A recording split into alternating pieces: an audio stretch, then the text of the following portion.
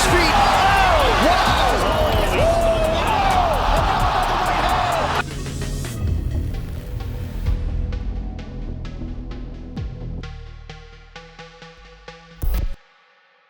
Sean O'Malley has a one-of-a-kind UFC run and is one of those figures you cannot remain indifferent to.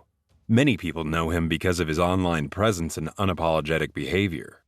But while this undoubtedly brings publicity and steady cash flow, it won't mean all that much if it's not backed up by skills in the cage.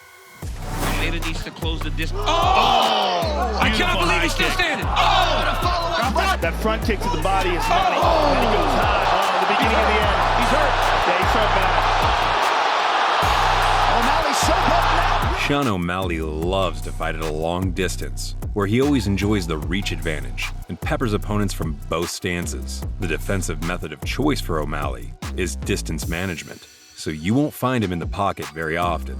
He also has a knack for finding very powerful angles. O'Malley is athletic, faster than most, taller than all other bantamweights, and most importantly, he knows exactly how to use those attributes. Look at how he's doing this too. What, you hit he hit him clean with that left hand.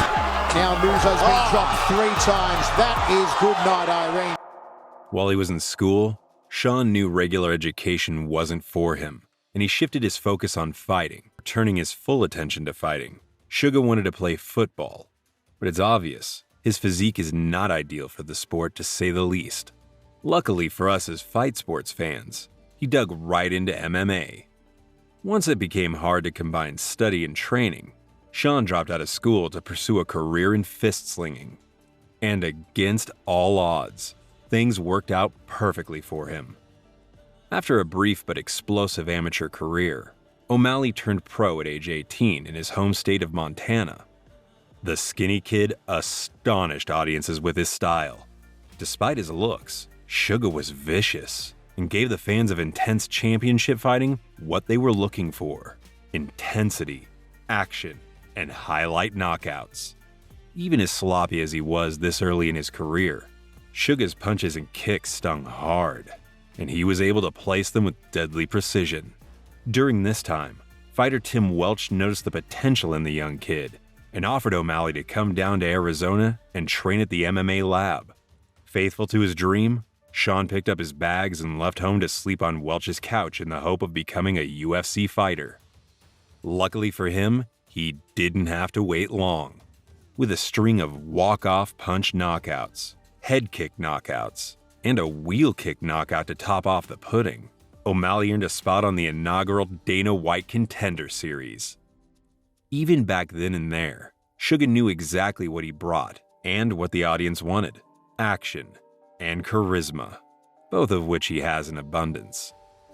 Watching the fight today, it's easy to see the genius in what he does now. Sean faced some adversity in the grappling department early on against opponent Alfred Kashakian, but he remained calm and knew he had to produce a memorable result to get the precious contract. Suga showcased his fluid and instinctive striking, and had already built the foundation of his style, which is fighting long and keeping the opponent on the end of his punches. He even showed his trademark look-away feint. Ultimately, Suga flattened Kashakian with a gorgeous right straight. O'Malley! Oh! Oh! O'Malley! Oh! 3-piece dinner with biscuits. O'Malley! O'Malley! O'Malley! Oh yeah! O'Malley! In the words of Dana White himself, he knew then and there that Sean O'Malley represented everything he was looking for in a star for the UFC. I'm looking for exciting, I'm looking for flashy, I'm looking for somebody who has that thing. What is that thing? Sean O'Malley is that thing.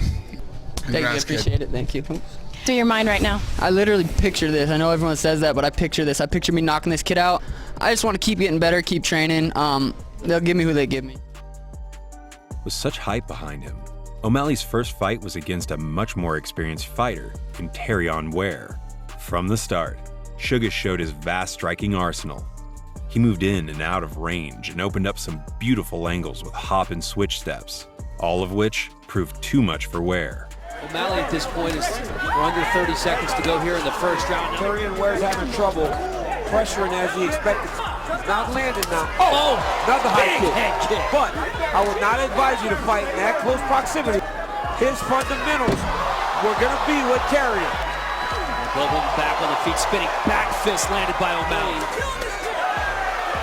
Oh, now, good combination by O'Malley. He cannot tire himself, though. He's got to be able to do this. O'Malley, that big. Jumping triangle.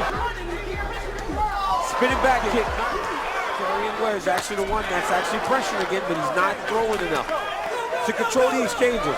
It's when they get against the side of the octagon, get two more. Just active, yep, that's two more. And again, just activity right now. Look at that, just when he's tired, when he's pushed.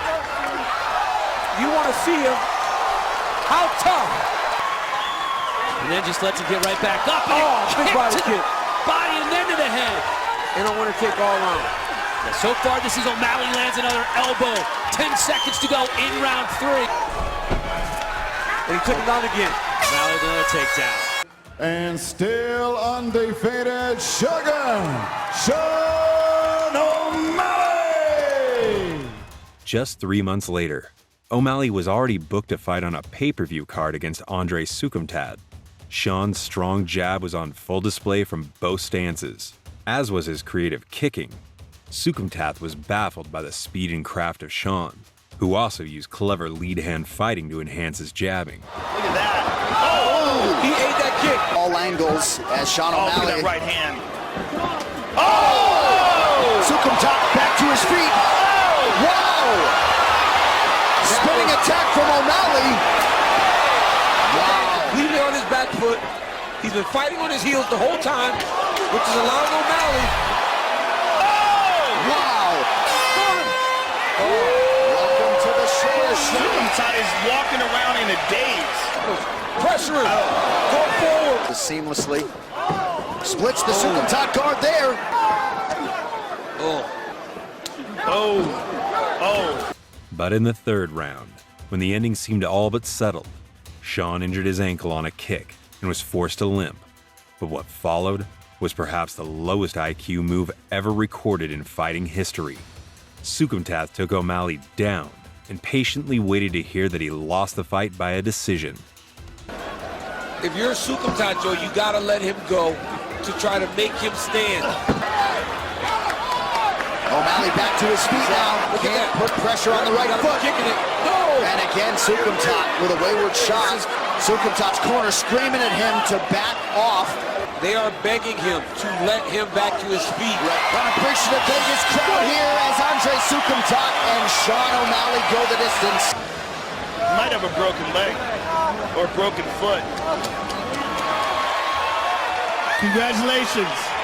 Tell me what happened with your foot. I think it was a question mark kick. Oh, it really hurt.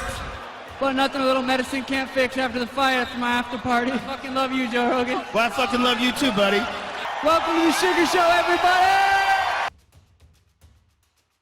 During this time, O'Malley started his ultra-successful social media assault by starting his podcast, Twitch channel, and YouTube channel, which quickly propelled him to stardom before he even was a properly ranked bantamweight. Aside from the propensity for injuries, which marred Suga's career, he also had other issues to battle after his second UFC bout and had to wait 2 years before he entered the octagon again. First, it became clear that a banned substance called ostarine was found in his blood, costing him a 6-month suspension. But just when Sean was supposed to fight his first big name in Marlon Vera in 2019, he failed another test for a residual of the same substance and was forced out of the fight despite not getting any further penalties. Both times the quantities were minuscule, and O'Malley blamed tainted supplements for the failed tests. Finally, 2 years after his last fight, Suga was back in the octagon at UFC 248 against Jose Quiñones.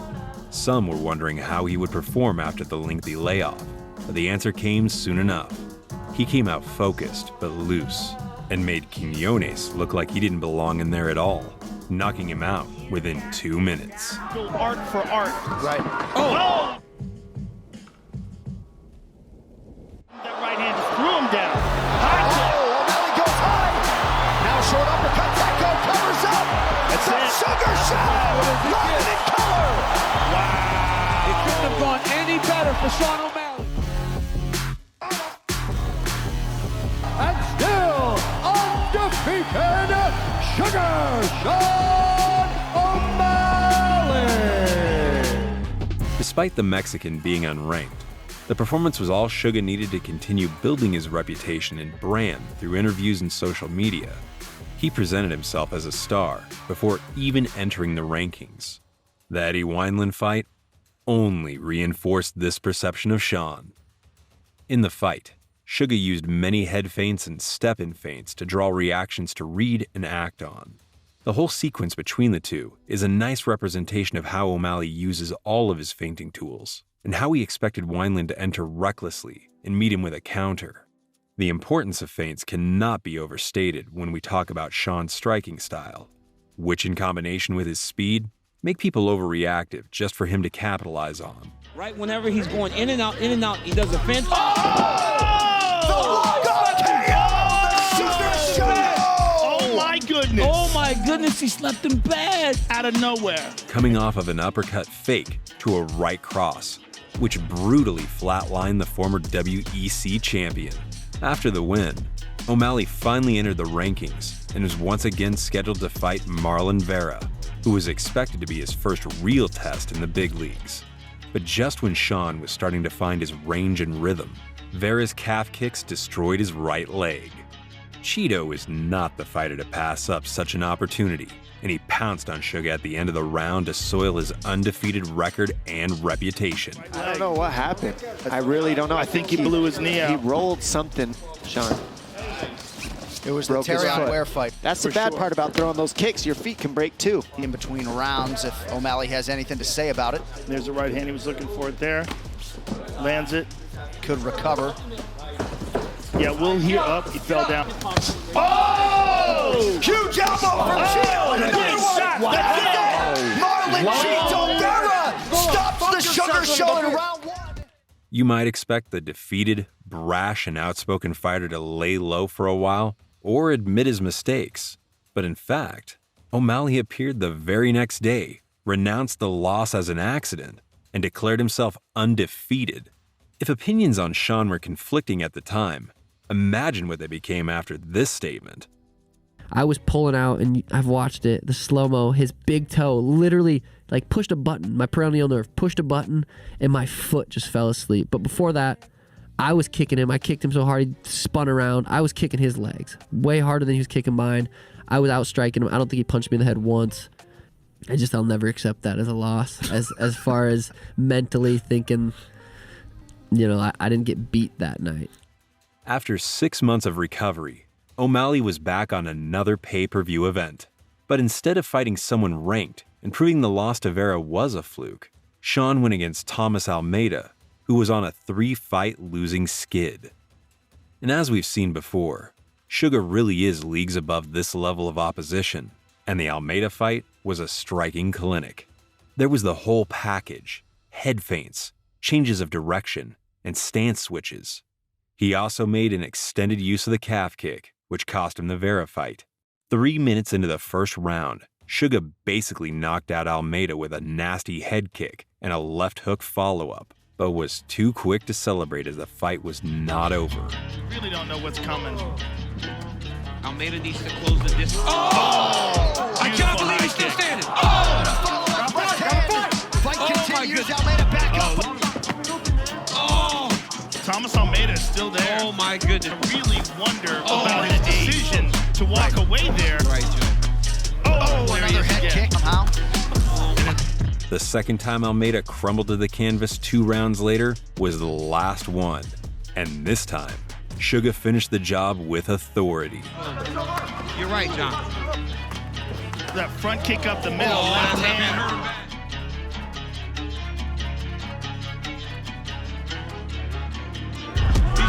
Again, the hesitation. He gets another highlight for the real Sean O'Malley. Finishes Thomas Almeida. Sugar Sean O'Malley. He felt slow when I was in there. I was surprised it went into the second, and then I was surprised it went into the third. But I like that walk off, that feeling of it's over is nice. So, you know, I went for it. Wasn't quite over, but you know, nothing hurt by it. I didn't want to jump on him and finish him with TKO. Have the rest of it. I want him to be lights out, and you know, I want it to be no question asked. He's out. O'Malley sure is loved by the UFC, as he was granted a spot on a Conor McGregor pay-per-view card. He was first matched against veteran Louis Smolka, but Smolka pulled out due to an injury, and O'Malley got the opportunity to fight a debutant on a huge card and show off his skill. Not only was Chris Moutinho debuting, but he had a tailor-made style to showcase the full spectrum of the Suga striking arsenal, including a brick head capable of soaking up an inhuman amount of punishment. Focusing on specific moments in this fight is pointless, as O'Malley broke the record at the time for most significant strikes in the Bantamweight division, with 230, and the whole fight can be used as a highlight for O'Malley. The beginning of the end. He's hurt. Yeah, he's hurt bad. O'Malley's so good. Feet are off. He's so he hasn't aggressive. He's forcing Sean to switch. Sean checked that one, though. Beautiful knee up the middle. The Massachusetts native Moutinho.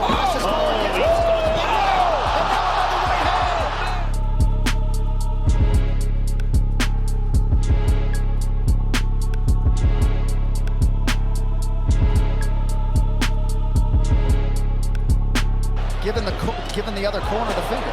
And just keep pressing forward. But at the end of that round, thinking about time, he knew he was on short time. He decided to really dig his heels in. Well, Chris Moutinho's going to have a whole new fan base. Whether or not he believed. It gets in that first round. You got to think he's feeling it. Look at how he's doing this, too. Moutinho walked into a shot. And O'Malley is famous for that, for putting the lights out.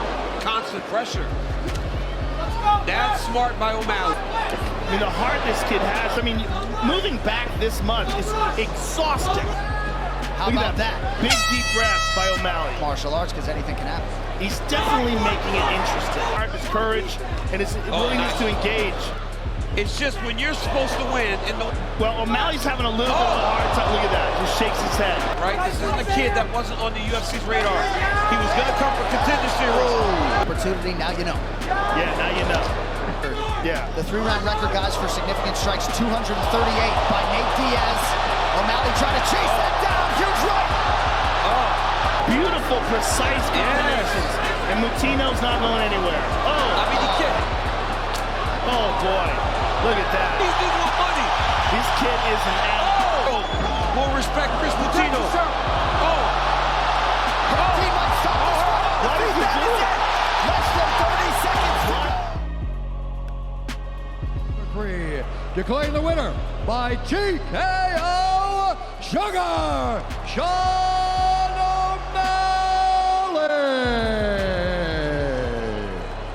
With stellar, exciting performances like these, Sean built up his reputation as the biggest star in the bantamweight division, despite not having a single win against a ranked opponent.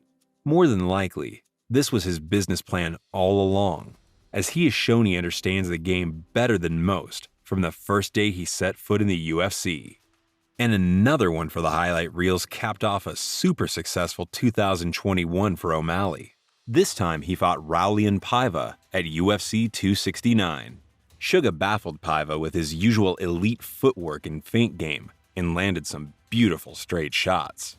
Near the end of the first round, Suga landed a thunderous overhand and finished the fight with a precision barrage. Weight fighters we have seen it.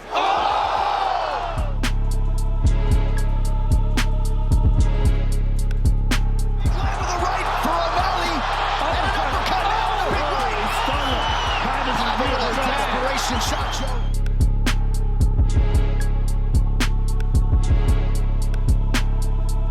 Is in real trouble. Oh my goodness. Jason Herzog's taking a very that will do it. Sugar shot O'Malley in round 1. Wow. One of the biggest tests of his career, and he just got an A+. Yeah, he smashed him. Sugar, Sean O'Malley.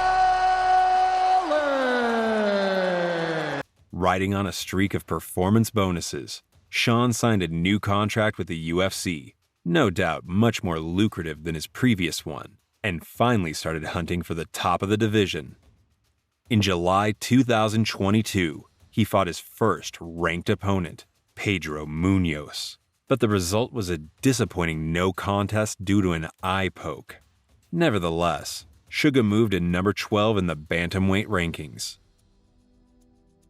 The power of marketing was on full display in the following move, as Sean O'Malley skipped the entire line of bantamweight killers and fought former king and number 1 contender Petr Yan. The fight started as expected, with O'Malley staying on the outside and Yan looking for a way in. Suga landed some stinging straights, and overall, a lot more strikes in the round. Yan finished a spectacular slam, but it didn't lead to any meaningful offense. We saw a lot more violence in the second, with Suga hurting the Russian first with his trademark straight combos.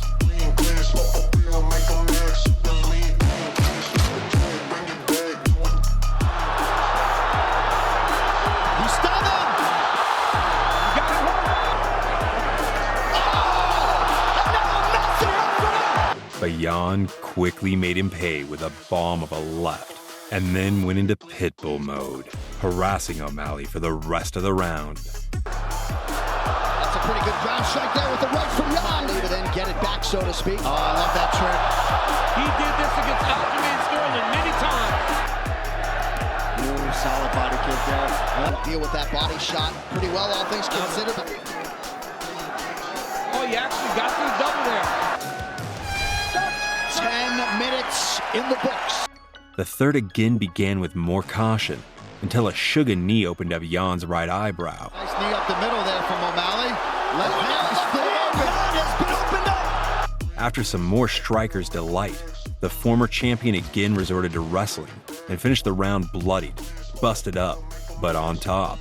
Jab by O'Malley. Oh! Huge head kick! Yan shoots!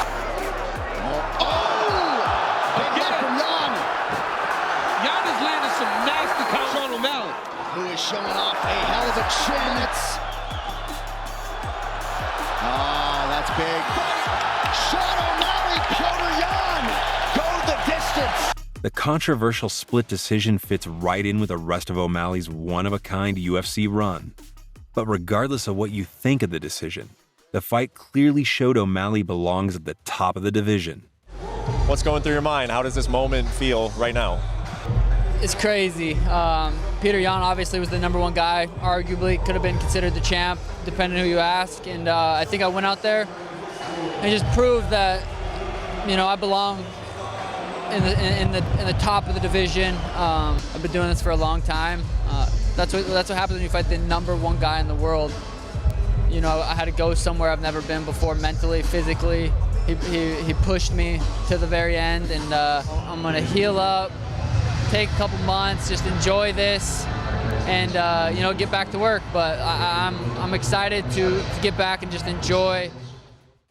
As much as this video aims to showcase the elite striking of Sean O'Malley, his unconventional road to the top of the bantamweight division inevitably makes it a major talking point.